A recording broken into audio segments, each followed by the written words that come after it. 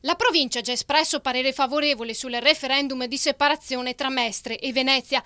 Ora la parola passa al commissario, chiamato a dare un giudizio di merito su questa consultazione, perché in Consiglio regionale, che è l'organo cui spetta per legge di decidere sull'esistenza dei requisiti formali e le ragioni civiche di opportunità storica, culturale, sociale, economica di indire referendum, le idee sono già chiare. I cittadini che devono scegliere. C'è un referendum che è stato lanciato, logicamente vediamo come si pronunciano i cittadini.